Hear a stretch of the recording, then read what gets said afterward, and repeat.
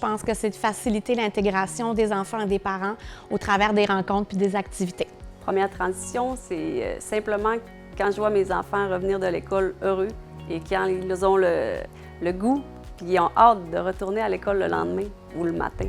C'est une transition réussie pour moi. Pour avoir une transition réussie, ça prend un enfant en confiance. Donc, c'est important là, que l'enfant se soit un petit peu habitué à son milieu scolaire. Premièrement, je rentre en contact par courriel avec les parents, puis je fais une rencontre de soir au mois d'avril. Par la suite, je fais une rencontre au mois de mai parents-enfants, je fais des activités et j'en fais une également en juin. Lors de ces activités-là, on fait la visite de l'école, la visite de la cour d'école, on peut cuisiner une recette, jouer dans les jeux de la classe parce que c'est important qu'ils se sentent bien ici. Puis souvent, je vais terminer par une petite histoire avant le départ. Ça crée un lien assez fort au travers de tout ça, autant avec les enfants que les parents. On venait jouer dans le parc de l'école. Ensuite, on a pris la routine de l'école avant le début de l'année là, pour qu'il commence à s'imprégner de sa routine qu'il allait avoir à l'école. On allait marcher. On faisait le même trajet vu qu'on était à 2 minutes à pied. Donc, je les pratiquais tout l'été à aller marcher puis à aller montrer le parc pour qu'ils soient familiarisés avec l'environnement extérieur. Je me présente aux rencontres, c'est sûr. Je viens aux rencontres de parents. Je lui demande comment a été sa journée, qui sont ses amis à l'école. Je me suis impliquée les 2 premières années. J'allais au conseil d'établissement. Fait que ça me permettait de voir vraiment le fonctionnement de l'école. Puis sinon, c'est juste d'être présente aux réunions de parents. Je trouve ça important.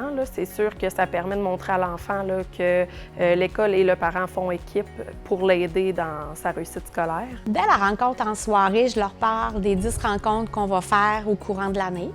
Je leur envoie un form pour demander leurs préférences, si c'est le matin, l'après-midi, s'ils ont des idées d'activités, puis il y en a déjà qui l'ont vécu d'ailleurs avec d'autres enfants.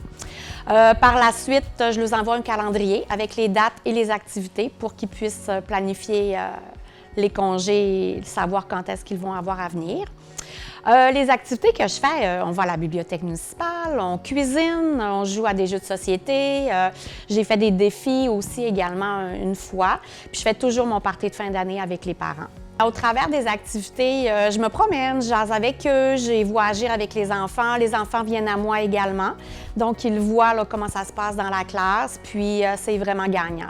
Cette année, j'avais une classe de 17 élèves et j'avais régulièrement 15 adultes qui accompagnaient les enfants. Au début, je pensais que ça allait être plus une grosse charge, mais j'ai eu du plaisir à faire finalement. Quand on a un horaire chargé, les grands-parents sont les bienvenus pour nous remplacer. Avec l'enseignant, c'était beaucoup plus facile de parler d'autres choses. On apprend à connaître beaucoup plus l'enseignant personnellement. On apprend à savoir qu'est-ce qu'elle aime, comment elle interagit avec les enfants. Quand on le rencontre à d'autres occasions, c'est pas juste un professeur. Ça devient presque une petite famille. C'est sûr que j'ai l'impression de plus la connaître. J'ai l'impression d'avoir peut-être plus une relation de confiance avec elle. J'ai tissé des beaux liens avec les autres parents. J'ai adoré mes discussions avec eux. On peut leur poser plein de questions, puis leurs enfants ils ont la même âge que les nôtres. C'est sûr que lors des rencontres juste parents, oui, on tissait plus de liens, on apprenait à se connaître.